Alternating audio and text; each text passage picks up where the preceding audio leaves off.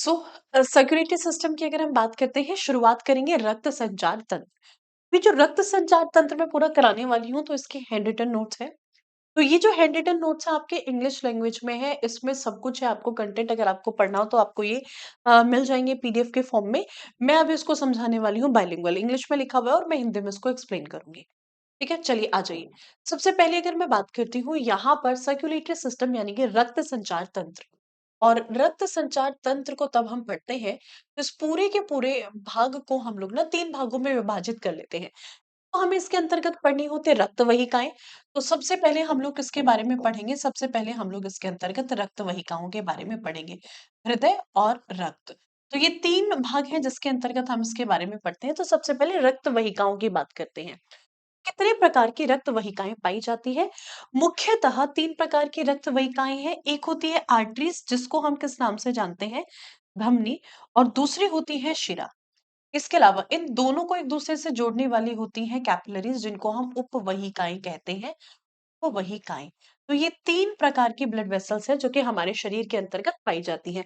धमनियाँ हमेशा शुद्ध रक्त का संचार कराती हैं और जो शिराएँ होती हैं ये हमेशा अशुद्ध रक्त का संचार कराती हैं। तो हमेशा तो नहीं, बट जो धमनियाँ हैं ये शुद्ध रक्त का संचार कराती हैं और जो शिराएँ हैं ये अशुद्ध रक्त का संचार कराती है।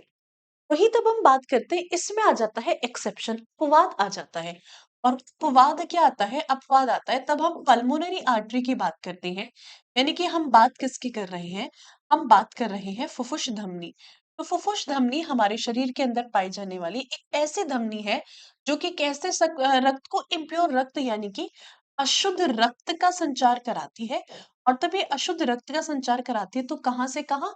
हार्ट से लंग्स, यानी कि ये हमारे हृदय से हमारे फेफड़ों में ये संचार कराएगी। वहीं तब हम बात करते हैं वेन्स की। तो वेन्स में भी एक अपवाद आता है, पल्मोनरी वेन, यानी कि मैं बात करती हूँ फुफ्फुस शिरा। और ये जो फुफ्फुस शिरा होती है, फुफ्फुस शिरा क्या करती है? ये फेफड़ों से हृदय में शुद्ध रक्त का संचार कराती है। ऑक्सीकृत होने के बाद ये क्या करती है? रक्त का ऑक्सीकरण होने के बाद शुद्ध रक्त का संचार कराती है। इसके बाद आर्टरीज के अंदर हमेशा उच्च रक्तदाब होता है, रक्तदाब हमेशा ज्यादा होता है। और अगर हम बात करते हैं शिराओं की, इनके अंतर्गत जो रक्तदाब होता है वो हमेशा निम्न होता है। यानी कि यहाँ पर आपको निम्न रक्तदाब देखने को मिलेगा। धमनियों का जो डायमीटर होता है 4 से 5 एमएम के आसपास का होता है। शिराओं का डायमीटर जो होता है 2.5 से 3 सेंटीमीटर के आसपास का होता है। ये मेन पॉइंट है। तो आपसे पूछा है सबसे बड़ी धमनी कौन सी है? तो सबसे बड़ी धमनी जो होती है ये होती है अओर्टा, जिसको हम जानते हैं महाधमनी के नाम से। महाधमनी जो है ये सबसे बड़ी धमनी होती है। हमारे शरीर की सबसे बड़ी धमनी यही है। ठीक है, ये करती क्या है? तो हृदय से हमारे पूरे के पूरे शरीर में ऑक्सीकृत रक्त का संचार कराती है। सबसे बड़ी शिरा अगर आपसे पूछ ली जाए तो वेना कावा, महाशिरा जो है हमारे शरीर की सबसे बड़ी शिरा होती है। जो क्या करती है? दो प्रकार की होती है, एक होती है सुपीरियर और एक होती है इंफीरियर। सुपीरियर क्या करती है? हमारे मस्तिष्क से हृदय में रक्त को लेकर के आती है। और आपकी जो इंफीरियर होती है रेस्ट ऑफ द बॉडी यानी लोअर बॉडी पार्ट से हमारे हृदय में रक्त को लेकर के आती है। और इन्फीरियर जो है ये सबसे बड़ी होती है। वेना कावा में भी पूछ ले तो कौन से सबसे बड़ी है? इन्फीरियर वेना कावा जो है यह सबसे बड़ी पाई जाती है। जी ध्यान रखिएगा। यहाँ पर तब हम बात करेंगे हार्ट की। कि इन तीनों के साइज की बात करें तो सबसे बड़ी है धमनी, धमनी के बाद आती है शिरा, शिरा के बाद आती है उपवहिका। चलिए, अब हम बात करेंगे हार्ट की कि हमारा जो हार्ट है, ह्यूमन हार्ट किस तरीके का ऑर्गन है और किस-किस तरीके से क्वेश्चन पूछे जा सकते हैं। मानव का जो हृदय होता है एक मायोजेनिक ऑर्गन होता है। मायोजेनिक अंग हम किसे कहते हैं? ऐसा अंग जो हमारे मस्तिष्क के नियंत्रण में नहीं है। तो मस्तिष्क के नियंत्रण में नहीं होता है। और कोई भी ऐसा अंग जो मस्तिष्क के नियंत्रण में नहीं होता है उसको हम मायोजेनिक अंग कहते हैं। ठीक है? हृदय का जो ओरिजिन है, यानी कि हृदय की अगर मैं उत्पत्ति की बात करती हूँ, तो इसकी उत्पत्ति कहाँ से हुई है? उत्पत्ति की अगर बात की जाती है, तो ध्यान रखिएगा ये बना है मीज़ोडर्मा से। मीज़ोडर्मा यानी कि मध्यस्थिका की अगर हम बात करते हैं, मध्यस्थिका से ये बना है। या फिर मध्यस्थ त्वचा जिसको हम कहते हैं, मीज़ोडर्मा से इसका निर्माण हुआ है। किस तरीके का अंग है? पंपिंग ऑर्गन है, रक्त को पंप कराता है। किस तरीके की कोशिकाओं से मिलकर के बना है? मांसपेशियाँ किस तरीके की होती है? कार्डियक मांसपेशियों से मिलकर के ये बना होता है और ये जो कार्डियक मांसपेशियाँ हैं, एक प्रकार की इन्वॉलंटरी मसल्स होती हैं। तो मानव का जो हृदय है, किससे मिलकर के बना होता है? हमारा जो हृदय है, अनैच्छिक मांसपेशियों से मिलकर के बना है। अनैच्छिक मांसपेशियाँ, यानी कि इन्वॉलंटरी मांसपेशियाँ और कार्डियक मसल्स की अगर हम बात करते हैं तो कार्डियक मांसपेशियां जो होती है एक प्रकार की अनैच्छिक मांसपेशियां होती हैं। बहुत मुलायम होती है, बहुत चिकनी होती है। हृदय के आकार की बात करें ऐसे 12 से 13 सेंटीमीटर ऐसे होता है 9 सेंटीमीटर के आसपास। अगर हम इसके वजन की बात करते हैं, औसतन वजन 250 से 350 ग्राम के आसपास होता है। पुरुषों के अंतर्गत 350 से 450 ग्राम, महिलाओं के अंदर 300 से 350 और बच्चों की अगर हम बात करते हैं 150 से 250 ग्राम के आसपास का इसका वजन होता है। ठीक है? अगर हम बात करते हैं हमारा हृदय पाया कहाँ पर जाता है? तो हमारा हृदय जो होता है दोनों फेफड़ों के बीच में होता है। दोनों फेफड़ों के बीच में ये जो जगह होती है इसको वक्ष गुहा कहते हैं हम लोग। कहाँ पर पाया जाता है? मुख्यतः वक्ष गुहा में होता है, दोनों फेफड़ों के मध्य होता है। और दोनों फेफड़ों के मध्य ये जो जगह है इसको क्या कहा जाता है? इसको कहा जाता है मध्य स्थानिका। तो यह मध्य स्थानिका में पाया जाता है, बाईं तरफ झुका हुआ होता है। किस हड्डी के पीछे होता है? स्टेरनम हड्डी के पीछे होता है। बाएं फेफड़े में झुका होता है तो जहां पे हृदय फुफ्फुस भंगिका बनाता है।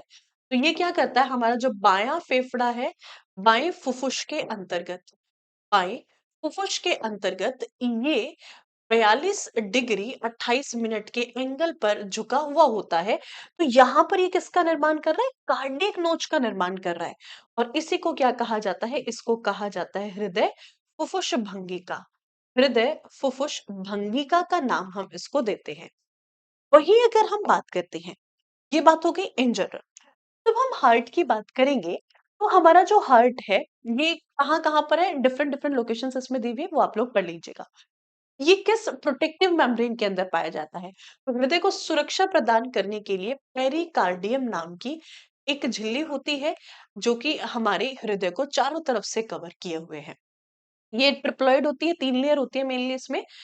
तो होती है एक्सो, एंडो और बीच में इसमें मेसोडर्मा भी पाई जाती है।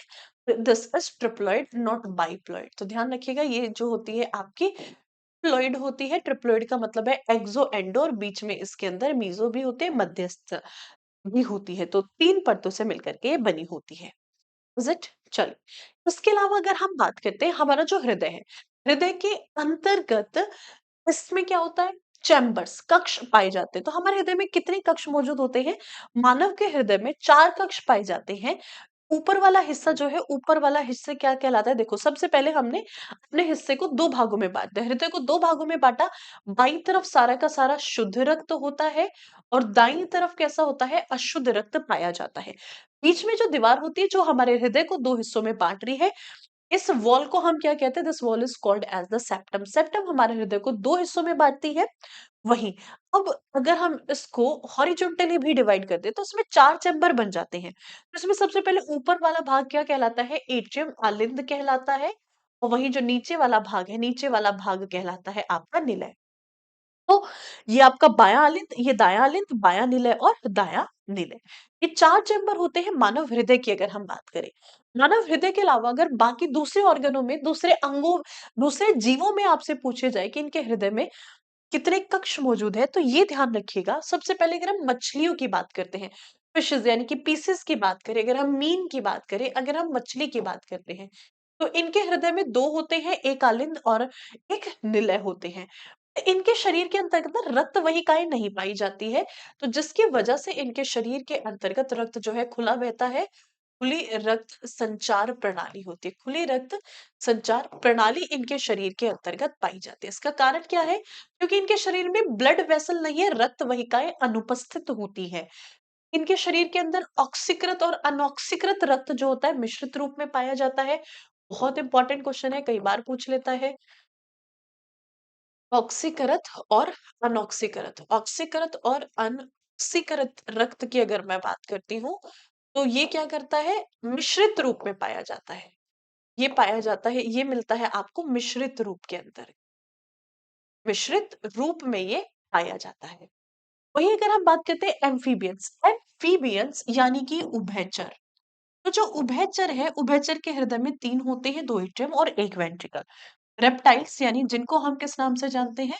सरीसृप के नाम से जानते हैं। सरीसृप में 3 होते हैं, 2 एट्रियम होते हैं और 1 वेंट्रिकल होता है। वहीं अगर हम बर्ड्स की बात करते हैं, बर्ड्स यानी कि अगर मैं पक्षियों की बात करती हूँ, तो पक्षी के हृदय में 4 पाए जाते हैं, 2 एट्रियम, 1 वेंट्रिकल। मैमल्स, मैमल्स अगर मैं बात करती हूँ स्तनधारी, तो स्तनधारियों के हृदय में कितने होते हैं? स्तनधारियों के हृदय में 4 पाए जाते हैं और मैक्सिमम किसमें होते हैं? कॉकरोच के अंदर होते हैं। और कॉकरोच को हम हिंदी में क्या कहते हैं? तिलचट्टा कहते हैं। और ये जो तिलचट्टा है इसके हृदय में 13 है, जो कि सबसे अधिक कक्ष पाए जाते हैं। अब देखो एक एक्सेप्शन आता है। एक्सेप्शन किसका आता है? क्रोकोडाइल और एलिगेटर का। किसमें? रेप्टाइल्स में। जब हम रेप्टाइल्स की बात करते हैं, रेप्टाइल्स में एक एक्सेप्शन आता है। सभी रेप्टाइल्स में तो 3 है, 2 एट्रियम और 1 वेंट्रिकल। और तब हम क्रोकोडाइल की बात करते हैं, तब हम मगरमच्छ की बात करते हैं। मगरमच्छ के हृदय में 4 कक्ष मौजूद होते हैं, 4 कक्ष पाए जाते हैं। चलेगा। अब देखो, यहाँ पर ये तो बात हो गई हमारे हार्ट पे। अब इसके अंदर वॉल्व्स कौन सी होती है? तो नॉर्मल हमारा जो राइट एट्रियम है, राइट वेंट्रिकल है, इनके बीच में ट्राइकस्पिड त्रिपर्दी कपाट। हमारा जो बायां अलिंद और बायां निलय है, इनके बीच में द्विपर्दी कपाट होते हैं। इनको ट्राइकस्पिड यानी कि इनको क्या कहा जाता है? इनको हम जानते हैं त्रिपर्दी कपाट के नाम से और इनको हम जानते हैं बाइकस्पिड वॉल्व्स के नाम से। ठीक है, फिर द्विपर्दी कपाट इनको कहा जाता है। ठीक है। नाउ नेक्स्ट अगर हम बात करते हैं आपकी, देखो ब्लड प्रेशर क्या होता है? What is blood pressure? हमारी धमनियों पर पड़ने वाला जो दाब होता है उसी को हम क्या कहते हैं? रक्त दाब। तो रक्त दाब क्या है या फिर रक्तचाप आपसे पूछा जाए, धमनियों पर पड़ने वाला जो प्रेशर होता है उसी को हम रक्तदाब कहते हैं। तो नॉर्मल ब्लड प्रेशर देखो, कॉन्ट्रेक्शन को यानी कि तब सिकुड़ता है हमारा हृदय। संकुचन को क्या कहा जाता है? तो हृदय के संकुचन को हम सिस्टोल का नाम देते हैं और तब ये वापस से रिलैक्स होता है। ठीक है, यानी कि वापस से अपनी विराम अवस्था में पहुंचता है। तो विराम अवस्था को साइंटिफिक लैंग्वेज में हम डायस्टोल कहते हैं। ठीक है। तो ये अगर हम सिस्टोलिक अवस्था की बात करते हैं तो नॉर्मल ब्लड प्रेशर, तब मैं नॉर्मल बीपी की बात करती हूँ। तो जो नॉर्मल बीपी होता है ये 120/80 mm ऑफ मर्क्यूरी होता है। हाई ब्लड प्रेशर को हम हाइपरटेंशन कहते हैं, 140/90।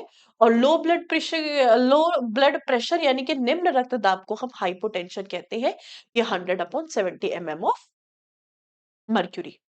नाउ किस यंत्र के द्वारा ब्लड प्रेशर मेजर किया जाता है? तो ब्लड प्रेशर मेजर किया जाता है स्फिग्मोमेनोमीटर के द्वारा। नेक्स्ट आते हैं हार्ट बीट। मानव हृदय की अगर हम बात करते हैं, मानव हृदय की एक धड़कन को पूरा होने में, यानी कि जो एक धड़कन होती है वो कितना समय लेती है? एक धड़कन पूरा होने में 0.8 सेकंड का समय लेती है। देखो, ये ऊपर वाला आलिंद, नीचे वाला निलय। ऊपर वाला धड़कने में 0.1 सेकंड, नीचे वाला 0.5 सेकंड। तो एक हृदय की धड़कन जो होती है पूरा होने में 0.8 सेकंड का समय लेते हैं। इसको ऐसे समझना, एक हार्ट बीट 0.8 सेकंड का समय ले रही है। एक हार्ट बीट के बाद दूसरी, दूसरे के बाद तीसरी, चौथी। ये क्या करती है? इनके बीच में भी 0.8 सेकंड का ही समय होता है। तो दो धड़कनों के मध्य भी 0.8 सेकंड का समय होता है और एक धड़कन भी 0.8 सेकंड में ही कंप्लीट होती है। मानव का हृदय पहली बार कब धड़कता है? तो भ्रूण के निर्माण के 21 दिन बाद। तो ये क्वेश्चन बहुत इंपॉर्टेंट है। पहली बार तब मानव का हृदय धड़कता है भ्रूण के निर्माण के 21 दिन बाद। भ्रूण के निर्माण के 21 दिन बाद ये धड़कता है। वही अगर हम बात करते हैं हार्ट बीट को मेजर करने के लिए किस यंत्र को यूज में लिया जाता है? स्टेथोस्कोप को यूज में लिया जाता है। मॉनिटर किसके द्वारा किया जाता है? ईसीजी के द्वारा मॉनिटर किया जाता है, इलेक्ट्रोकार्डियोग्राफ जिसको हम कहते हैं। और ब्रेन को मॉनिटर करने के लिए एक डिवाइस होता है ईईजी, आपसे प्रीवियस ईयर में पूछा गया है। तो दैट इज इलेक्ट्रोकार्डियोग्राम। तो इलेक्ट्रोएन्सेफेलोग्राम है। ईईजी की फुल फॉर्म क्या होती है? ईईजी की फुल फॉर्म की अगर मैं बात करती हूँ तो ईईजी की फुल फॉर्म होती है आपकी इलेक्ट्रोएन्सेफेलोग्राम। एन्सेफेलोग्राम, ठीक है। और इलेक्ट्रोकार्डियोग्राफ की अगर हम बात करते हैं, ये हमारे हार्ट को मॉनिटर करता है। नेक्स्ट आते हैं, शरीर के अंतर्गत किस तरीके का ब्लड सर्कुलेशन है? So there is double circulation of the blood. हमारे शरीर के अंतर्गत रक्त का दोहरा संचार होता है। दोहरा संचार इसकी खोज किसके द्वारा की गई है? साइंटिस्ट है जिनका नाम है विलियम हार्वे, जिन्होंने रक्त संचार की खोज की है कि रक्त संचार हमारे शरीर के अंतर्गत कैसे होता है। ये अगर मैं बात करती हूँ, अब ये जो रक्त का दोहरा संचार होता है, ये रक्त का दोहरा संचार चलता कैसे है? इसको समझना बहुत इजी है, बहुत सिंपल है। तो कैसे?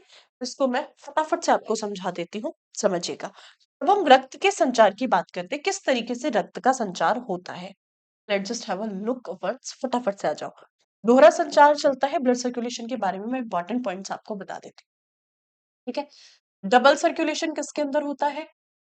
डबल सर्कुलेशन जो है, यानी कि रक्त का दोहरा संचार, रक्त का दोहरा संचार, दोहरा संचार होता है मैमल्स के अंतर्गत, जितने भी स्तनधारी हैं सभी के सभी स्तनधारियों के अंतर्गत। और ये किसने बताया था? ये बताया था विलियम हार्वे ने।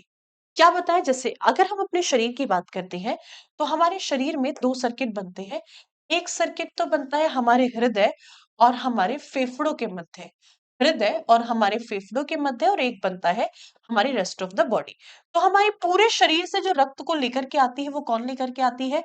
वेना कावा लेकर के आती है और ला करके हृदय में छोड़ देती है। तो ये क्या है? महाशिरा। महाशिरा रक्त को लेकर के आती है। और कैसे रक्त को लेकर के आती है? ये अशुद्ध रक्त को लेकर के आती है और ला करके कहाँ पर छोड़ देती है? हृदय में ला करके छोड़ देती है। इसके बाद ये लेफ्ट एट्रियम, ये जो है आपका लेफ्ट एट्रियम, ये आपका राइट एट्रियम, ये लेफ्ट वेंट्रिकल और ये राइट वेंट्रिकल।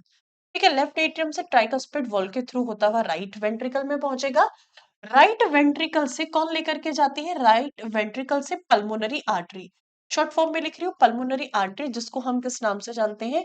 फुफ्फुस धमनी। और आपको पता है हमारे शरीर की एकमात्र ऐसी धमनी जो कैसे रक्त का संचार कराती है? अशुद्ध रक्त का संचार कराती है। ये कैसे रक्त का संचार कराएगी? अशुद्ध रक्त का संचार कराती है। रक्त का ऑक्सीकरण हुआ, एल्वेओलिस ने क्या किया? ऑक्सीजनेशन कर दिया। किस प्रक्रिया के माध्यम से हो गया? वो हमने देख लिया था, डिफ्यूजन विसरण। अभी सारा का सारा रक्त लेफ्ट एट्रियम में आएगा, कौन लेकर के आएगी? पल्मोनरी वेन लेकर के आएगी, जिसको हम जानते हैं फुफ्फुस शिरा के नाम से। फुफ्फुस शिरा जिसको कहते हैं। और ये जो फुफ्फुस शिरा तब रक्त को लेकर के आएगी, तो कैसा रक्त लेकर के आएगी? बिना शुद्ध रक्त को लेकर के आएगी। और तब ये शुद्ध रक्त को लेकर के आती है, लाकर के कहाँ पर छोड़ देती है? लेफ्ट एट्रियम के अंदर लाकर के छोड़ देती है। और यहाँ से वापस कौन लेकर के जाती है? अओर्टा या फिर महाधमनी लेकर के जाती है। तो आपसे यहाँ से सीधा क्वेश्चन पूछा जाता है कि हृदय से फेफड़ों में कौन लेकर के जाती है? फुफ्फुस धमनी। हमारे शरीर से हृदय में कौन लेकर के आती है? महाशिरा। ठीक है, हम फेफड़ों से हृदय में कौन लेकर के आती है? Pulmonary artery. और हृदय से पूरे शरीर में कौन लेकर के जाती है? महाधमनी, जिसको हम अओर्टा कहते हैं। अओर्टा का दूसरा नाम क्या है? अओर्टा को एक और नाम से जाना जाता है लेफ्ट एयोर्टिक आर्क की अगर मैं बात करती हूँ, लेफ्ट एयोर्टिक आर्क के नाम से भी इसको जाना जाता है। तो ये चीज आपको ध्यान रखनी है, ठीक है। तो that's all about the these are the important pointers about the heart. जो हार्ट से रिलेटेड आपके इंपॉर्टेंट पॉइंटर्स से कुछ नोट्स में दिए हुए हैं, तो आप एक बार उनको भी देख लीजिएगा। अब आते हैं फटाफट ब्लड पर, क्योंकि ब्लड से बहुत सारे क्वेश्चंस बनते हैं। तो थोड़ा सा ब्लड को एक बारी देख लेते हैं। ब्लड क्या है? ब्लड एक संयोजी ऊतक होता है। हमने ब्लड पहले ही हम लोग पढ़ चुके हैं कि रक्त जो है, रक्त क्या है? एक प्रकार से एक संयोजी ऊतक है। और ये किस तरीके के संयोजी ऊतक है? तो ये एक द्रव संयोजिक ऊतक है। ऊतक है, द्रव के रूप में पाई जाने वाली संयोजिक ऊतक है। हमारे शरीर की सबसे मुलायम ऊतक होती है। रक्त का पीएच मान अगर आपसे पूछा जाए, तो पीएच मान कितना है? 7.4 होता है। कैसा होता है नेचर में? ये ध्यान रखिएगा। ये प्रवृत्ति में एल्केलाइन होता है, और एल्केलाइन से मतलब है उदासीन प्रवृत्ति में ये पाया जाता है। तापमान कितना होता है हमारे ब्लड का? तो तापमान ध्यान रखिएगा, टेम्परेचर 37 डिग्री सेल्सियस 310 केल्विन और 98.6 डिग्री फ़ारेनहाइट। तो ये है हमारे ब्लड का टेम्परेचर, तापमान। फिर हम बात करते हैं रक्त की। तो ये किन-किन घटकों से मिलकर के बना हुआ है? अगर मैं मुख्य घटकों की बात करूँ, तो इसमें ध्यान रखिएगा कंपोज़िशन ऑफ ब्लड। ये मुख्य घटक दिए हुए हैं। ओ हो। ठीक है, ये मुख्य घटक दिए हुए हैं। कैसे? अगर मैं बात करती हूँ, हमारे रक्त का जो 55% हिस्सा होता है, ये हमें द्रव के रूप में, प्लाज्मा के रूप में मिलता है, जिसमें 90% वाटर है, जिसको हम सीरम कहते हैं। इसी को हम क्या कहते हैं? सीरम कहते हैं। 7% इसके अंदर प्रोटीन होते हैं, 2 से 3% इसके अंदर लवण और खनिज पाए जाते हैं। अगर हम बात करते हैं 45% ठोस अवस्था में है, कोशिकाएं हैं। 3 प्रकार की कोशिकाएं हैं, आरबीसी, डब्ल्यूबीसी और प्लेटलेट्स। तो 3 प्रकार की कोशिकाएं पाई जाती हैं। तो सबसे पहले रक्त प्लाज्मा से रिलेटेड जो क्वेश्चंस आपसे पूछे जा सकते हैं वो एक बार देख लीजिए। अगर हम ब्लड प्लाज्मा की बात करते हैं, ब्लड प्लाज्मा का रंग कैसा होता है? प्लाज्मा का रंग जो है, रंग है पीला। और इसका पीला रंग ये किसके कारण होता है? पीला रंग होने का कारण क्या है? इसके पीछे का कारण क्या है? तो कारण है बिलीरुबिन, यकृत के द्वारा छोड़े जाने वाला बिलीरुबिन। ठीक है, जिसके कारण से रक्त प्लाज्मा का रंग पीला होता है। कार्य क्या है? स्थानांतरण का है। इसके अंतर्गत प्रोटीन पाए जाते हैं। मुख्यतः कौन-कौन से प्रोटीन है? तो एक तो है आपका एल्ब्यूमिन, एल्ब्यूमिन के अलावा आपका फाइब्रिनोजेन, थ्रोम्बिन और इम्यूनोग्लोब्युलिन। ठीक है, ये मुख्यतः 4 प्रोटीन है जो कि हमारे प्लाज्मा में पाए जाते हैं। ये दोनों क्या करते हैं? रक्त का थक्का जमाने में मदद करते हैं, रक्त का थक्का बनाने में मदद करते हैं। ये रक्त की तरलता को बनाए रखने का काम करता है, तरलता को सामान्य बनाए रखने का काम करता है। और इम्यूनोग्लोबुलिन किसमें मदद करता है? एंटीबॉडी के निर्माण में। ये हमारे शरीर के अंतर्गत एंटीबॉडी के निर्माण में मदद करता है। तो अगर ये एंटीबॉडी के निर्माण में मदद कर रहा है तो ये हमें क्या कर रहा है? एक तरीके से इम्यूनिटी दे रहा है, रोग प्रतिरोध क्षमता प्रदान कर रहा है। और मेनली अगर आपसे पूछा जाए इसके अंतर्गत जो लवण और खनिज पाए जाते हैं, लवण और खनिज की अगर मैं बात करती हूँ, तो इसमें सबसे इम्पोर्टेंट एक आयन है जिसको कार्बोनेट आयन के नाम से हम लोग जानते हैं। Most important is the carbonate ion. तो सबसे पहले ये ध्यान रखना है, कार्बोनेट आयन की अगर हम बात करते हैं, ठीक है, ये सबसे इंपॉर्टेंट है। इसके अलावा बाकी जितने मिनरल्स हैं जैसे कैल्शियम हो गया, कैल्शियम के अलावा जैसे Fe2 पॉजिटिव हो गया, जिंक हो गया, सोडियम हो गया, ठीक है, क्लोरीन हो गया, तो ये सब क्या है? All these are the minerals. मुख्यतः जो हमें ब्लड प्लाज्मा होता है, ब्लड प्लाज्मा लगभग खत्म। अगर बिलिरुबिन की मात्रा बढ़ जाती है, बिलिरुबिन की मात्रा बढ़ने के कारण जॉन्डिस हो जाता है, पीलिया हो जाता है, जो हम ऑलरेडी पढ़ चुके हैं। देखिए हम लोग रक्त की तरफ चलते हैं। हमारा जो रक्त है, 5 से 6 लीटर हमारे शरीर के अंतर्गत रक्त पाया जाता है, जिसका एक मुख्य घटक है आरबीसी, ठीक है? जिसमें सबसे पहला मुख्य घटक जो है आरबीसी है। अब आरबीसी, ये 3 मुख्य घटक है इसके अंदर कौन-कौन से? डब्ल्यूबीसी, आरबीसी, प्लाज्मा और प्लेटलेट्स की अगर मैं बात करती हूँ, ठीक है? यहाँ पर आइए पढ़ेंगे ब्लड प्लाज्मा हम पढ़ चुके हैं। ये सारे के सारे प्रोटीन हैं, ये आप लोग देख लीजिएगा, ये नोट्स में मिल जाएँगे। ब्लड सेल्स, सबसे पहले ब्लड सेल्स पे आ जाइए, आरबीसी, डब्ल्यूबीसी और अगर हम प्लेटलेट्स की बात करते हैं, तो ये तीनों जो कोशिकाएँ हैं, इसमें एक टेबल टाइप बना लो that is most important, RBC, WBC और प्लेटलेट्स। इसमें कुछ इम्पोर्टेंट पॉइंट्स हैं, वो मैं आपको लिखा देती हूँ, वो मैं आपको बता देती हूँ, फटाफट से लिखते हुए चलिएगा। विम्बाणु, देखो सबसे पहले अगर आरबीसी की बात की जाती है, तो आरबीसी का साइंटिफिक नेम क्या है? एरिथ्रोसाइट, ठीक है? इसका साइंटिफिक नेम क्या है? एरिथ्रोसाइट। डब्ल्यूबीसी का साइंटिफिक नेम क्या है? ल्यूकोसाइट। और इसके अलावा अगर हम बात करते हैं प्लेटलेट्स का जो साइंटिफिक नेम है, दैट इज थ्रोम्बोसाइट। ये है आपका थ्रोम्बोसाइट। ठीक, इनका लाइफ स्पेन कितना है? यानी कि अगर आपसे इनका जीवन काल पूछा जाए, जीवन काल की अगर हम बात करते हैं, तो इनका जो जीवन काल होता है, आरबीसी का जीवन काल है 120 दिन का, डब्ल्यूबीसी का जो है ये होता है 2 से 5 दिन का। और अगर मैं प्लेटलेट्स की बात करती हूँ, तो प्लेटलेट्स का जो जीवन काल होता है, ये होता है 7 दिन का। इनकी संख्या अगर आपसे पूछ ली जाए, तो ये हमारे शरीर के अंतर्गत 4.5 से 5.5 मिलियन, यानी कि 45 से 55 लाख कौन है? आरबीसी है। डब्ल्यूबीसी की अगर हम बात करते हैं, डब्ल्यूबीसी कितनी पाई जाती है हमारे शरीर के अंदर? 9,000 से लेकर के 11,000 के बीच में है। 9,000 से 11,000। थ्रोम्बोसाइट 1.5 लाख से लेकर के 4.5 से 5.5 लाख के बीच में पाई जाती है। ठीक है, अब आपसे इसकी रेशो पूछ ली जाती है, तो जब रेशो पूछेगा, इसका अनुपात अगर आपसे पूछे, रेशो पूछे, तो रेशो ध्यान रखिएगा, इसका अनुपात ध्यान रखना है। ये भी काफी इंपॉर्टेंट क्वेश्चन बन जाता है। तो ये रहता है 600:1:40 की अनुपात इन तीनों की रहती है। ठीक है। अब इन तीनों का निर्माण कहाँ पर होता है? अगर हम इन तीनों के निर्माण की बात करें, देखो, सबसे पहले अगर न्यूक्लियस की बात करते हैं, केंद्रक की बात करते हैं। केंद्रक, ठीक है। केंद्रक किस में पाया जाता है? केंद्रक आरबीसी में नहीं होता है, डब्ल्यूबीसी में होता है, प्लेटलेट्स में नहीं होता है, but it is having the prominent nucleus. इसके अंदर प्रोमिनेंट न्यूक्लियस होता है, वो न्यूक्लियस नहीं होता है। उसके बाद अगर हम बात करते हैं, आरबीसी को हम ब्रेनलेस सेल कहते हैं। ठीक है। इसको हम क्या कहते हैं? ब्रेनलेस सेल कहते हैं। Is it? नेक्स्ट, इन तीनों की फॉर्मेशन कहां पर होती है?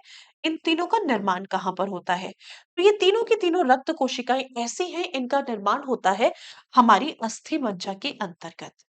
अस्थि मज्जा या फिर इनका निर्माण होता है हमारी बोन मैरो के अंतर्गत। फॉर्मेशन होती है बोन मैरो के अंतर्गत।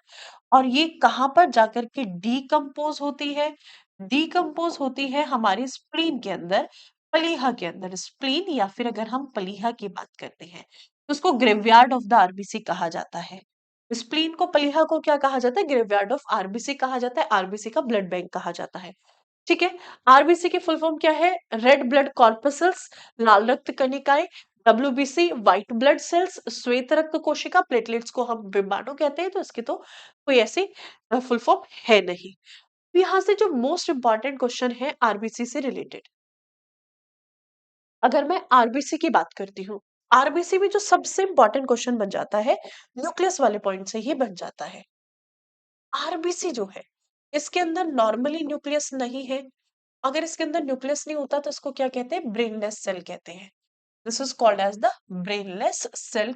मस्तिष्क वहीन कोशिका, ये मैंने आपको बताया था, मस्तिष्क वहीन कोशिका है। इसके अंदर माइटोकॉन्ड्रिया भी नहीं है, ना तो माइटोकॉन्ड्रिया है और ना ही न्यूक्लियस है, दोनों में से कोई भी नहीं पाया जाता है। तब हम बात करते हैं कैमल और लामा की। कैमल एंड लामा, उन दोनों के अंतर्गत क्या है? कैमल एंड लामा की अगर हम बात करते हैं, लामा क्या है? भेड़ की एक प्रजाति है। और ऊंट, इन दोनों के शरीर में आरबीसी में न्यूक्लियस है। आरबीसी के पास केंद्रक भी है और केंद्रक के साथ साथ इसके पास माइटोकॉन्ड्रिया भी है। दोनों के दोनों इसके पास मौजूद होते हैं। इस चीज को ध्यान रखना है। ठीक है। अब एक चीज, इमेच्योर के पास नहीं होता है, मेच्योर के पास, सॉरी, इमेच्योर के पास होता है, मेच्योर के पास नहीं होता है, और वापस से एक्सेप्शन आ जाता है कैमल और लामा का। ठीक है, ये ध्यान रखना है आपको मेनली। इसी के अंदर एक रेस्पिरेटरी पिगमेंट होता है। कौन सा है? हीमोग्लोबिन है। फंक्शन क्या होता है इसका? फंक्शन क्या है? अगर हम आरबीसी की बात करते हैं, आरबीसी का फंक्शन है ऑक्सीजन का स्थानांतरण। हीमोग्लोबिन इसको लेकर के जाता है। ऐसे लोग जो पहाड़ी क्षेत्रों में रहते हैं, उनके अंतर्गत आरबीसी की संख्या ज्यादा होती है। बच्चों के अंदर आरबीसी की संख्या ज्यादा होती है। रीजन क्या है? क्योंकि हायर एल्टीट्यूड्स पर, पहाड़ी क्षेत्रों में रहने वाले जो लोग होते हैं, उनके शरीर को ऑक्सीजन की रिक्वायरमेंट जाती है। क्यों? क्योंकि एनवायरनमेंट में ऑक्सीजन लेवल कम हो जाता है। तो जेनेटिकली उनके शरीर में आरबीसी की संख्या ज्यादा होती है। जैसे बच्चों के अंदर 6.5 से 7.5 मिलियन होती है, वैसे ही जो भी लोग जेनेटिकली पहाड़ी हैं या फिर हायर एल्टीट्यूड्स पर जो जेनेटिकली रह रहे हैं लंबे समय से, यानी कि पीढ़ियां उनकी रह रही है, तो उनके शरीर में नंबर ऑफ आरबीसी अपने आप ही बढ़ जाता है। इस चीज को ध्यान रखिएगा। क्यों? क्योंकि शरीर को किस चीज की रिक्वायरमेंट है? ऑक्सीजन की। ऑक्सीजन की रिक्वायरमेंट के कारण, इसलिए आपने देखा होगा जो पहाड़ी लोग होते हैं, गाल जो होते हैं उनके लाल लाल टमाटर की तरह गाल रहते हैं। ये सबसे बड़ा रीजन है। अब इसके बाद ये सारी चीजें आप लोग यहाँ पर देख लोगे, एवरीथिंग इज हियर, इसमें दिया हुआ है, पढ़ लीजिएगा। मोस्ट आती है आपकी डब्ल्यू। आरबीसी की कमी से कौन सी बीमारी होती है और आरबीसी के बढ़ने के कारण कौन सी बीमारी होती है? अगर हमारे शरीर के अंतर्गत आरबीसी की कमी होती है, तो आरबीसी की कमी से क्या होता है? अनीमिया, जिसको हम क्या कहते हैं? रक्त अल्पता कहते हैं। तो वही तब हम बात करते हैं आरबीसी का लेवल बढ़ता है, तो यहां से एक डिजीज होती है जिसको हम कहते हैं पोलीकाइथीमिया। और पोलीकाइथीमिया की अगर बात की जाती है, पोलीकाइथीमिया में क्या होता है? शरीर के ऊपर काले काले रंग के चकत्ते पड़ने शुरू हो जाती हैं। ठीक है। फॉर्मेशन ऑफ बोन मैरो, ये सब कुछ मैंने आपको बता ही दिया है। Each and everything is done. हैं डब्ल्यूबीसी पर। डब्ल्यूबीसी की अगर हम बात करते हैं, हमारे शरीर के अंतर्गत जो डब्ल्यूबीसी पाई जाती है, हमारे शरीर के अंतर्गत जो श्वेत रक्त कोशिकाएं पाई जाती हैं। काम क्या है श्वेत रक्त कोशिकाओं का? हमारे शरीर को रोग प्रतिरोध क्षमता प्रदान करना। सोल्जर कहा जाता है इनको। दो प्रकार की होती है मुख्यतः। एक होती है ग्रेन्युलोसाइट, जिसके सरफेस पर दाने होते हैं, दानेदार होती है। और एक होती है अग्रेन्युलोसाइट, यानी कि जिसके सतह पर दाने अनुपस्थित होते हैं। यहाँ पर क्या है? दाने अनुपस्थित होते हैं। तो आपसे एग्जाम्पल पूछ लेता है, तो ध्यान रखिएगा। ग्रेन्युलोसाइट में कौन कौन सी आती है आपकी? तीन आती है। बेसोफिल, बेसोफिल के अलावा कौन सी आती है? ओजिनोफिल, ओजिनोफिल, ओजिनोफिल के अलावा अगर मैं बात करती हूँ, न्यूट्रोफिल, न्यूट्रोफिल। ये तीनों किसमें आती है? ये तीनों के तीनों आपकी ग्रेन्युलोसाइट है। और बचे कौन से दो? मोनोसाइट और लिम्फोसाइट। बची कौन सी? आपकी दो बचती हैं, जिसमें एक तो आती है आपकी मोनोसाइट, और मोनोसाइट के साथ साथ अगर मैं बात करती हूँ लिम्फोसाइट। ये दोनों के दोनों कैसी है? ये लिम्फोसाइट। तो ये दोनों के दोनों है आपकी अग्रेन्युलोसाइट। लिम्फोसाइट दो प्रकार की होती है, टी लिम्फोसाइट और बी लिम्फोसाइट। तो ये है हमारे शरीर के अंतर्गत पाई जाने वाली डब्ल्यूबीसी। तो मेनली 5 डब्ल्यूबीसी है। सबसे ज्यादा कौन से पाई जाती है? सबसे ज्यादा हमारे शरीर के अंतर्गत ओजिनोफिल होते हैं। सबसे ज्यादा ओजिनोफिल होती है। तो ध्यान रखिएगा, मैक्सिमम यहाँ पे परसेंटेज थोड़ी सी गलत है। ओजिनोफिल है, उसके बाद आती है हमारी second highest will be neutrophil. ठीक है, परसेंटेज को ध्यान मत दीजिएगा, ये गलत लिखी हुई है। इसको थोड़ा सा मतलब ऊपर नीचे है, इसको छोड़ दीजिएगा, बाकी सारी चीजें इसमें सही लिखी हुई है। तो ये पीडीएफ के फॉर्म में आपको मिलेगी, तो आप इसको अ, जैसे एक बार पढ़ लीजिएगा। ठीक है, सबसे बड़ी डब्ल्यूबीसी कौन सी होती है? तो सबसे बड़ी जो है वो है मोनोसाइट।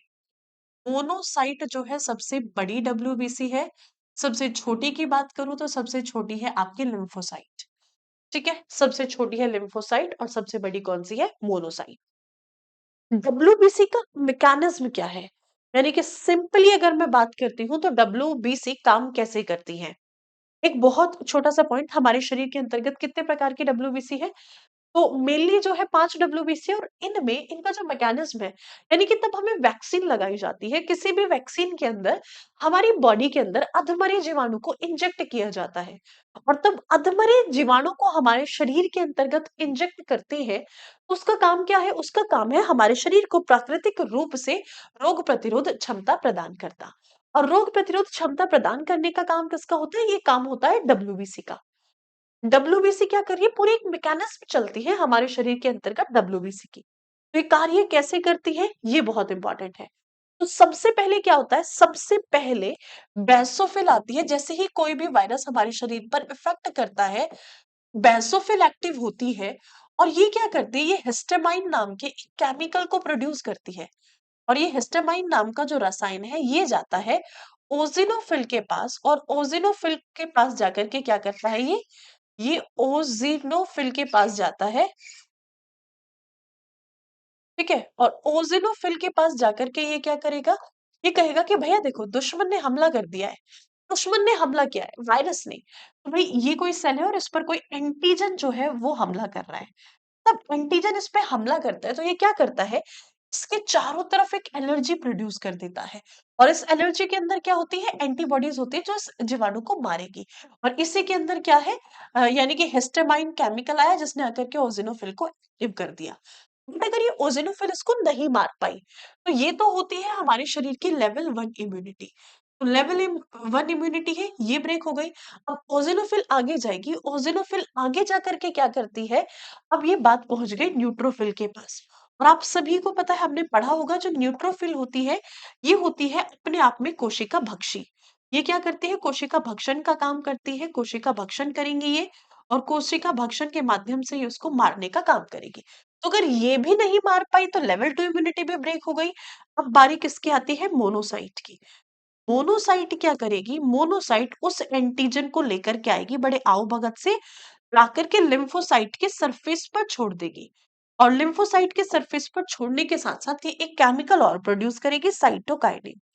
और ये साइटोकाइनिन क्या करेगा? साइटोकाइनिन ना सेल डिवीजन करेगा यहाँ पर। ठीक है, साइटोकाइनिन किसके लिए रिस्पॉन्सिबल है? यहाँ पर सेल डिवीजन के लिए। और ये लिम्फोसाइट को 2 पार्ट्स में ब्रेक कर देगा। एक तो क्या बना देंगी? एक तो बना देगी हमारे शरीर के अंदर एंटीबॉडीज और दूसरी क्या बना देंगी, मेमोरी सेल को। मेमोरी सेल यादगार कोशिकाएं जो भविष्य में जीवाणु को नष्ट करने का काम करती है, और एंटीबॉडी वर्तमान में जीवाणु को नष्ट करने का काम करती है। कुछ ये मैकेनिज्म होता है डब्ल्यूबीसी का, और यही मैकेनिज्म है वैक्सीन का। वैक्सीन में क्या किया जाता है, अधमरे जीवाणु को थोड़ो हेप्टेन्स को हमारी बॉडी के अंदर इंजेक्ट कर दिया जाता है। उसके बाद सारा का सारा खेल हमारे शरीर का है। ठीक है। इसके बाद सबसे पहले अगर हम बात करते हैं प्लेटलेट्स, प्लेटलेट्स का फंक्शन क्या होता है, प्लेटलेट्स का फंक्शन है ब्लड क्लॉटिंग, रक्त का थक्का जमाना। रक्त का थक्का जमाने के लिए किस विटामिन की जरूरत होती है, तो रक्त का थक्का जमाने के लिए हमें विटामिन के की आवश्यकता है। मुख्य प्रोटीन कौन से हैं, 3 प्रोटीन होते हैं, थ्रोम्बिन, फाइब्रिनोजिन और प्रोथ्रोम्बिन, ये काम करेंगे। सबसे इंपॉर्टेंट जो है यहाँ पर ब्लड ग्रुप है। ब्लड ग्रुप से रिलेटेड क्या क्या क्वेश्चंस आपसे पूछे जा सकते हैं वो एक बार ही देख लेते हैं। आ जाइए ब्लड ग्रुप की तरफ चलेंगे, और ब्लड ग्रुप के बाद हम लोग बात करेंगे नेक्स्ट। देखो, अगर बात की जाती है ब्लड ग्रुप की, आइए एक एक पॉइंट बहुत इंपॉर्टेंट है, ध्यान सुनिएगा ब्लड ग्रुप से, क्योंकि ब्लड ग्रुप से बहुत क्वेश्चन पूछे जाते हैं। ब्लड ग्रुप यानी कि अगर मैं बात करती हूँ रक्त समूह की, तो जो रक्त समूह है, रक्त समूह की खोज किसने की है, खोज तो की है भाई कार्ल लैंडस्टनर ने। खोज किसने की है, कार्ल लैंडस्टनर ने इसकी खोज की है। और इन्होंने क्या किया, इन्होंने सबसे पहले एबीओ ब्लड ग्रुप दिया। एबीओ के बाद आता है एबी ब्लड ग्रुप। तो ये आपके दो सिस्टम आते हैं, ABO system, AB blood group.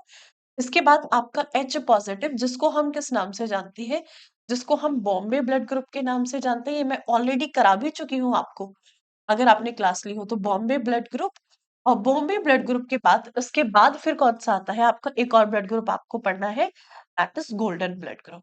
Golden blood group की अगर मैं बात करती हूँ, तो हमारे पास ये मुख्य रक्त समूह है। तो एबीओ सिस्टम जो है, इसकी खोज किसने की है, एबीओ सिस्टम की खोज की है कार्ल लैंडस्टेनर के द्वारा, कार्ल लैंडस्टेनर।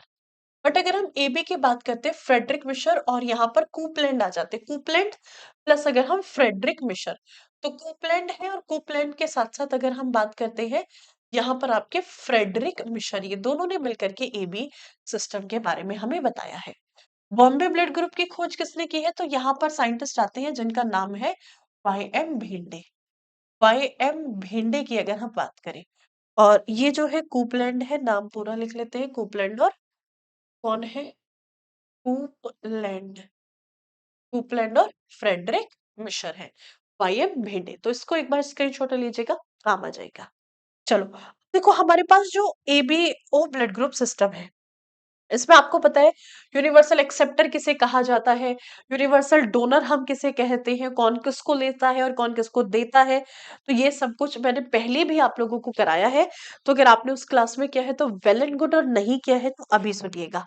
तो चलिए देखो, अगर हम ए पॉजिटिव की बात करते हैं, ए पॉजिटिव किससे ले सकता है, ब्लड ट्रांसफ्यूजन की बात कर लेते हैं, आ जाओ। तो तब रक्त का संचार होगा, तो हमारे पास कौन कौन से ब्लड ग्रुप है। सबसे पहले आपसे क्वेश्चन पूछा जाए, which is the universal donor. Universal donor कौन सा है, यानी कि सर्वदाता किसे कहते हैं। आपसे पूछा जाए यूनिवर्सल रिसेप्टर कौन है, रिसेप्ट करने वाला कौन है, ये आपसे पूछ लिया जाए। तीसरा क्वेश्चन आपसे पूछ लिया जाए कि भाई मोस्ट अबेंडेंट कौन सा है, सबसे अधिक मात्रा में पाए जाने वाला कौन सा है। सबसे अधिक मात्रा के साथ साथ, ये जनरल इंग्लिश है तो ये हर कोई समझ लेगा, हिंदी वाला भी समझ लेगा, इसमें कोई ज्यादा टिपिकल इंग्लिश नहीं है। मोस्ट अबेंडेंट के साथ साथ अगर हम बात करते हैं, आपसे पूछ लिया जाए रेयर ब्लड ग्रुप कौन सा है, rare blood group, rare blood group कौन सा है। ठीक है, रेयरेस्ट ब्लड ग्रुप कौन सा है, rare, rarest, rarest blood group.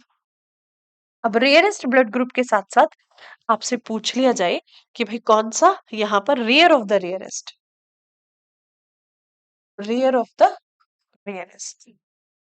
तो ये ध्यान रखना है। सबसे पहले यूनिवर्सल डोनर किसे कहा जाता है, तो यूनिवर्सल डोनर जो किसी को भी दे सकता है, तो किसी को भी देने का काम करता है, ओ नेगेटिव करता है। क्यों करता है, क्योंकि इसके पास क्या नहीं है, it does not have its own antigen.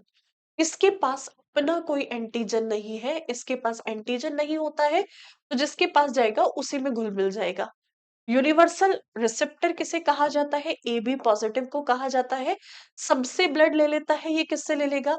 A positive से भी ले लेगा, ए नेगेटिव से भी ले लेता है, बी पॉजिटिव से भी, बी नेगेटिव से भी, ए बी पॉजिटिव से भी ले लेता है, ए बी नेगेटिव से भी ले लेता है, ओ पॉजिटिव से भी, ओ नेगेटिव से भी। सबसे ले रहा है तो यूनिवर्सल डोनर। और सबसे क्यों ले लेता है?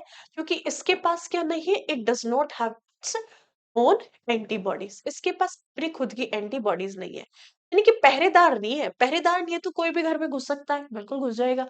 चलो, तो मोस्ट अबेंडेंट कौन सा है? ओ पॉजिटिव है। रेयर ब्लड ग्रुप सबसे कम मात्रा में पाए जाने वाला कौन सा है? ए बी नेगेटिव है।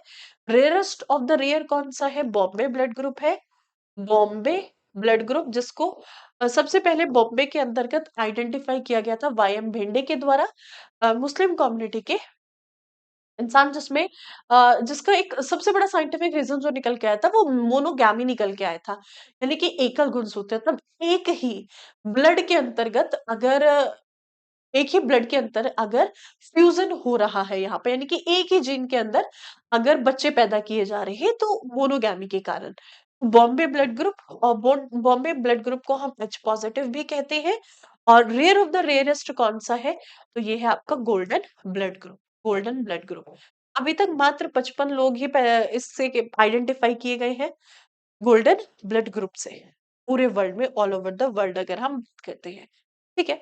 देखो, आपसे पूछ लिया जाता है कि अगर मदर का ब्लड होता है तो फादर का ब्लड होता तो बच्चों का क्या होगा? अगर मदर का ए होगा तो फादर का बी होगा। तो इस टाइप के क्वेश्चन आपसे पूछता है। तो जब इस तरीके के क्वेश्चन पूछता है तो आपको एक चीज ध्यान रखनी है। तो हमारे ब्लड के अंदर क्या होता है? अगर हम अपने रक्त की बात करते हैं, हमारे पास अपने कुछ एंटीजन है। हमारे पास अपने खुद के कुछ एंटीजन है, खुद के कुछ जीनोटाइप है। हम रक्त को पहचान पाते हैं तो किससे पहचानते हैं? जीनोटाइप से पहचानते हैं। ठीक है। तो ध्यान रखिएगा जीनोटाइप है क्या। अब रक्त के अंतर्गत पाए जाने वाले जो जीनोटाइप है, क्या जीनोटाइप है? तो इसी से पहचान होती है कि आपका रक्त ए है, बी है, ओ है, ए बी है, क्या है। तो हमारे पास ब्लड ग्रुप है ए बी और ओ। ए का जीनोटाइप होता है आई ए, IA, IO। ये दो जीनोटाइप है। अगर किसी इंसान के पास IB या फिर IB, IO जीनोटाइप है तो उसका रक्त समूह बी होगा। अगर किसी इंसान के पास IA और IB जीनोटाइप है तो उसका रक्त समूह ए बी होगा। और अगर किसी इंसान के पास IO जीनोटाइप है तो उसका रक्त समूह क्या होगा? ओ होगा। जैसे मान लीजिए आपसे प्रोबेबिलिटी पूछ लेता है कि ये बताओ, अगर किसी यानी कि अगर किसी महिला का, यानी कि अगर किसी महिला का रक्त समूह ए है और इनका विवाह जो होता है किसी बी रक्त समूह वाले पुरुष के साथ होता है, तो इनके बच्चों का रक्त समूह क्या होगा? तो इसको सिंपली आपको सॉल्व करना है। कैसे सॉल्व कर लोगे? जीनोटाइप से सॉल्व कर लोगे। ए का जीनोटाइप लिखो, ये आपका रिसेसिव है, ये डोमिनेटिंग है, डोमिनेटिंग को लेकर के चलना है। IA, IO जिसमें मैक्सिमम प्रोबेबिलिटी हमारी बन सकती है। और बी का ब्लड ग्रुप क्या है? बी की अगर हम बात करते हैं IB, IO। इनके बीच में क्या करा दो? फ्यूजन करा दो, क्रॉस करा दो। ए का क्रॉस सेक्शन बी के साथ, IA, IB। ए का IO के साथ, IA, IO। ठीक है। इसके बाद ओ का IB के साथ, IB, IO। इसके बाद आता है आपका ओ का IO के साथ। तो यदि दोनों में से किसी एक का ए है और एक का बी है, तो आपके पास क्या-क्या प्रोबेबिलिटी निकल के आ रही है? ये ब्लड ग्रुप क्या है? AB है। ये ब्लड ग्रुप क्या है? ए है। ये ब्लड ग्रुप क्या है? बी है। और ये ब्लड ग्रुप क्या है? ओ है। तो यहाँ पे 25-25 की प्रोबेबिलिटी है चारों ब्लड ग्रुप की। 25% ए बी होने की है, यानी कि अगर प्रोबेबिलिटी आपसे पूछी जाए तो ए बी, ए बी या फिर ओ की। तो 25-25% की प्रोबेबिलिटी है कि नहीं है? तो चारों के चारों ब्लड ग्रुप के साथ बच्चा पैदा हो सकता है। यानी कि क्वेश्चन पूछे, मान लीजिए किसी इंसान का ब्लड ग्रुप किसी बच्चे का ब्लड ग्रुप 25 है तो क्या-क्या प्रोबेबिलिटी हो सकती है? उल्टा पूछे या सीधा पूछे तो आप क्वेश्चन का आंसर इजीली कर सकते हो। अब देखो एक और एग्जांपल ले लेते हैं। मान लीजिए माँ का रक्त समूह क्या है? माँ का रक्त समूह है AB। और पिता का रक्त समूह क्या है? पिता का जो रक्त समूह है वो मान लीजिए A है। अब क्या प्रोबेबिलिटी होगी? इनके जीनोटाइप ले लो, IA, IB, और A का जीनोटाइप क्या हो जाएगा? IA, IO। अब क्रॉस करा लो इनका। तो सबसे पहले IA का IA के साथ IA, इसके बाद IA का IO के साथ IA, IO। इसके बाद जो प्रोबेबिलिटी आएगी IB की IA के साथ IA, IB। इसके बाद जो प्रोबेबिलिटी आएगी आपकी IB की IO के साथ IB, IO। अब देखो ये ब्लड ग्रुप कौन सा है? B, ये कौन सा है? AB, ये कौन सा है? A, और ये कौन सा है? A। तो अगर दोनों में से किसी एक का A है और एक का AB है, तो यहाँ पे चारों ब्लड ग्रुप की क्या प्रोबेबिलिटी आ रही है? AB और O की अगर हम बात करते हैं, तो A ब्लड ग्रुप होने की प्रोबेबिलिटी हमारे पास क्या है? 50% है। बी ब्लड ग्रुप होने की प्रोबेबिलिटी 25% है। AB ब्लड ग्रुप होने की प्रोबेबिलिटी 25% है, और O ब्लड ग्रुप होने की प्रोबेबिलिटी 0% है। तो सेकंड केस सोल्व हो गया। इसी के साथ देखो केस थर्ड भी सॉल्व कर लेते हैं। इसी में इजीली केस थर्ड, एक केस हम लोग ले लेते हैं कि अगर मदर का ब्लड ग्रुप क्या है? मदर का ब्लड ग्रुप A है, और फादर का ब्लड ग्रुप क्या है? दोनों में से किसी एक का ब्लड ग्रुप B है। ऐसी कंडीशन में इनके जो ब्लड ग्रुप होने के चांसेस क्या होंगे? प्रोबेबिलिटी क्या होंगी? तो अब आप बता सकते हैं कि नहीं बता सकते? बिल्कुल बता सकते हैं। ए होने की 25% की प्रोबेबिलिटी है, बी होने की 50% की प्रोबेबिलिटी है, ए बी होने की 25% और ओ होने की 0% की प्रोबेबिलिटी है। इस तरीके से आप इजीली सॉल्व कर सकते हैं। इसके बाद आता है रिशस फैक्टर। आरएच फैक्टर की अगर हम बात करते हैं, आरएच फैक्टर, इसको हम किस नाम से जानते हैं? आरएच फैक्टर है आपका रिशस फैक्टर। रिसस फैक्टर खोज किसने की है? इसकी खोज की गई है कार्ल लैंडस्टेनर के द्वारा। कार्ल लैंडस्टेनर, ठीक है। कार्ल लैंडस्टेनर की अगर मैं बात करती हूँ, चलिए अब इन्होंने क्या किया? उन्होंने रिशस नाम के बंदर की प्रजाति ली, जिसमें से 40 बंदरों के रक्त समूह को निकाला। रिसस क्या है? ये बंदर की एक प्रजाति है। उन्होंने उस पे खोज किया और इन्होंने एक कंक्लूजन दिया कि भाई कुछ आरबीसी ऐसी है जिसके सतह पर एक विशेष प्रकार का प्रोटीन है। कौन सा प्रोटीन है? तो ये प्रोटीन जो था, this was the Ipoh protein. तो इन्होंने कहा कि कुछ तो ऐसे बंदर हैं जिनकी जिनकी आरबीसी के सतह पर इपो प्रोटीन मौजूद है, यानी कि आरएच एंटीजन मौजूद है। अगर इनके सरफेस पर आरएच एंटीजन प्रेजेंट है, तो यानी कि यहाँ पर क्या मौजूद है? आरएच फैक्टर मौजूद है। आरएच फैक्टर या फिर आरएच एंटीजन इनके सतह पर मौजूद है, और ऐसे लोगों को ब्लड ग्रुप दे दिया पॉजिटिव, यानी कि A positive, B positive, A B positive और ओ पॉजिटिव वाले ब्लड ग्रुप के आरबीसी के सतह पर इपोप्रोटीन पाया जाता है, जिसको आरएच एंटीजन या फिर आरएच फैक्टर के नाम से हम लोग जानते हैं। रिशस फैक्टर उसको कहते हैं। कुछ आरबीसी ऐसी थी कि जिसके सरफेस पर इपोप्रोटीन मौजूद नहीं था, ऐसे लोगों को नेगेटिव ब्लड ग्रुप दे दिया। तो जिसके सरफेस पर इपोप्रोटीन नहीं, यानी कि A negative, B negative, A B negative और ओ नेगेटिव इनके सरफेस पर मौजूद नहीं है। ठीक है, these are the basic questions. तो यहाँ पर सर्कुलेटरी सिस्टम से मैंने ऑलमोस्ट आपकी कोशिश की है कि जितने क्वेश्चंस आपके इंपॉर्टेंट बनते हैं वो हम आगे कवर कराएं। चलिए, सो ये था circulatory system. Next topic start करेंगे जिसमें हम लोग डिस्कस करेंगे डिजीजेस। Thank you.